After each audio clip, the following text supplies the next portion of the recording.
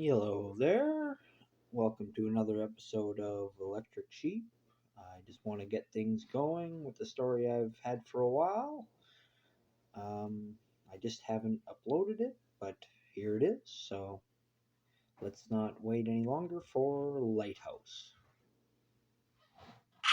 Lighthouse, in the belt of Jekar's Reach, an impossible tangle of radioactive asteroid swarms where sensors flicker like candlelight in a wind tunnel, stood a single silver tower, the Lighthouse. It rose from the surface of asteroid K9, a jagged black shard of iron rock retrofitted long ago with stabilizers and artificial gravity. The tower itself pulsed with artificial bioluminescence, engineered from a jellyfish species extinct for over 1,000 years. It was not the beacon's signal that guided the ships, not truly. The radiation storms and metal debris scrambled nearly all transmissions. But the glow, it cut through the void like a scream through silence. Every few days, a cargo ship, limping and sensor blind, would stumble through the swarming mess of radioactive stone and steel and find salvation in the light. The Callowhound, a junker from the Oort trade ring, was the first to arrive this cycle. Captain Vass, a one-eyed Martian with an accent thicker than asteroid paste, docked with the Lighthouse and traded scrap data for clean water. Ran into something big, he muttered. Didn't see it, just felt it rumble past. Not natural. Next came the Hirasuna Drift, battered and smoking, its crew shaken from a brush with a spinning uranium-coated fragment. They exchanged radiation treatments and a vial of Venusian spice in return for a navigation cache.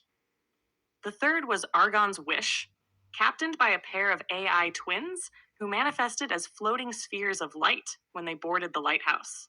This place is like a womb of order in the chaos, one said. The other whispered, or a nail in the coffin. They left behind a seedling, coded to grow a spare antenna tower from the asteroid's own minerals.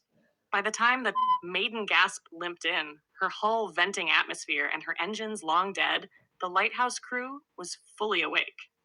Crewman Sevi helped them rig a solar charger, while old engineer Drum tightened every loose bolt on the battered freighter with a reverence normally reserved for cathedrals. Then came the shift. A low rumble spread through the belt. Not sound, not vibration, but a gravitational disturbance that set every piece of metal humming. Asteroids scattered like insects from a fire. Something massive pushed its way through, blind and uncaring. Its form, triangular, with spines and hull plates jagged as razors, came into view. It did not glide. It forced its way through the void. Panic seized the Lighthouse crew. Drums shouted over the clamor, "Increase the beacon, now! Max power!" The glow intensified. The beacon flared blinding white, boiling through the radioactive haze. The massive ship, a dark pyramid, wreathed in drifting debris, plowed forward. It neared the tower. 50 meters, 30, 15. 13 meters before impact, it stopped. Just stopped. The rocks around it drifted lazily, as if time itself had yielded. Then, slowly, deliberately, it backed away. 200 meters out, it hovered. The universal channel cracked open. A voice, calm and ancient and synthesized beyond human measure, said, "Thank you for your guidance." Captain Ira, the oldest soul in the tower, a woman with silver skin and eyes that shimmered with implants older than most colonies, replied simply, "No problem. It's what we do." The beacon pulsed once more. The triangular ship lingered, then turned. It moved into the darkness of space, its outline shrinking with distance, swallowed by the chaos. In its wake, the asteroid swarms shifted gentler now, perhaps out of respect. The Lighthouse dimmed to standby. The crew exhaled. More ships would come, more lost souls in need of a light, and the tower would be ready, because it always was.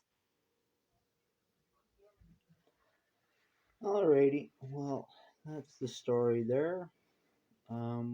There's lots I'd like to say about it, but I have to get going, so thank you for watching. This has been Joseph Arthur Roszell wishing you all the best, and I just want to remind you that I love you.